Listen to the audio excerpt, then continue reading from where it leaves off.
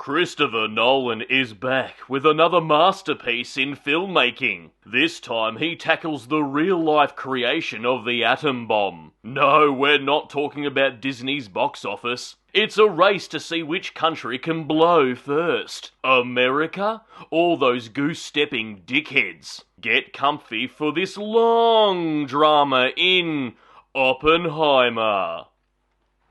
Hello there, you loose units, and welcome back to another episode of Spicy Ball Reviews. I'm, of course, your host, Andrew Iles. That's right, Oppenheimer, the new release, written and directed by filmmaking genius Christopher Nolan. We follow the life of egotistical scientist Robert Oppenheimer, played here by the absolutely underrated Cillian Murphy. We've seen biopics recently of Queen, Elvis, and Whitney Houston, and Christopher Nolan is going to give one out for the nerds. We see Oppenheimer's early life as a geek at university, where the film drops some names and has the little cheeky cameos of all the famous scientists of the time, which will make nerds around the globe squeal with delight when they pop up on screen or get mentioned, pretty much the same way that normies did through Spider-Man No Way Home.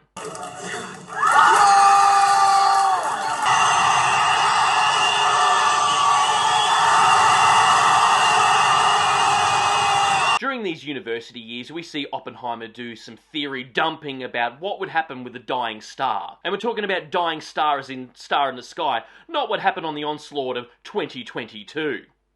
We see bad boy scientist Oppenheimer spit out some theory dumping and see him bed all the ladies, most notably Black Widow 2.0 and Edge of Alcoholism. It's not long before the American government discovered that the little angry bloke in Germany is rounding up a crack team of scientists to create the atom bomb, all led by Heisenberg. No, not that one.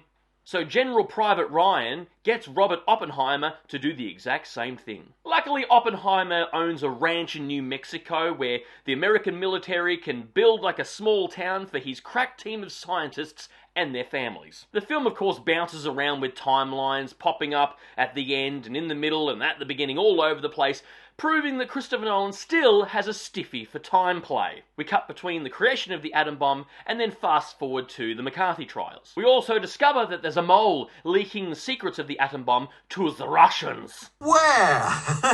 What? Where's that mole? I didn't see one. The dialogue is classic Christopher Nolan here, all delivered sort of monotone, spitting out jargon here and there, devoid of inflection and somewhat pretentious. We know that Oppenheimer is an absolute genius because every bloody character keeps telling us this. Except for Iron Man though, he's having none of it! He has his own ulterior motives involving Oppenheimer. The film tackles the ethical question of just because we can make something as a human species doesn't necessarily mean that we should. But of course we get the justification of, if the fascists are going to do it and probably discover how to make an atom bomb, why don't we beat it to them first? It's better if it's in our hands than in theirs. But of course we don't know how that would have played out if the Germans would have discovered the atom bomb before us. We don't know. There's even a hint or a line of dialogue in this film that the Germans may be way off course. But of course it's towing the line here of science and hubris. The best part of the film, I have to say, is right in the middle, the second act of the film. Of course, the creation of the atom bomb. Pretty much when Matt Damon rocks up, that's when the film starts getting good. Matt Damon! Because that's what I wanted to see, the creation of the atom bomb, them sort of working it out and the testing and stuff. That was the best part. The film is very dry in true Nolan style and incredibly long. You feel that runtime. Of course, the film looks really good. It's a Nolan film, of course it does. It looks like it's sort of occupying the same world as Dunkirk. And of course, the acting is very solid, albeit sort of one note most of the time until characters get angry, I guess. But yeah, very Nolan. There were two really tension-building scenes in this film, just two in a 3-hour movie. I thought, of course, it was the bomb testing, the lead up to it, what's going to happen, they don't know, and of course the climax of the McCarthy trials. But I think a lot of that had to do with some clever editing, and of course the score here, the build of the music. And the score was composed here by Ludwig. I'm not going to even fucking attempt to pronounce that last name.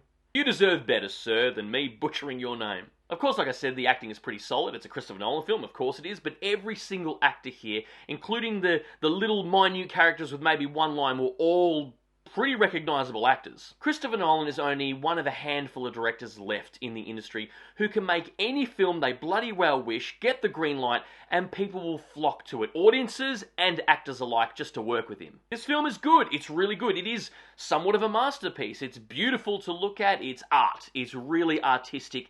But I don't know about the rewatchability, though. I honestly don't know if I'll watch it again, maybe one more time, but that's about it. I appreciate that it's true art, but yeah, that's about it. Inception is still my favourite Christopher Nolan film. I think it's the perfect balance of deep, thought-provoking ideas and action-adventure thriller. I do have a soft spot for Interstellar as well. I don't know why. I think it's just the subjects that they tackle, the subject matter of the film. I like it. And of course, the Dark Knight trilogy is the most rewatchable for normies and audiences alike, because although it is a popcorn action thriller comic book movie, it's also a proper movie as well. Anyway, guys, that's my little review of Oppenheimer. Write down if you've seen it, if you're excited about it, what are your thoughts on it, and more importantly, what is your favourite Christopher Nolan film? And of course, you made it this far into the episode, please give me a thumbs up, because your love and support keeps me going, because I just love movies, and I assume you do as well. And of course, don't forget to hit that subscribe icon, because I give out an episode weekly, and I'll see you back here next week for the next review, and until then,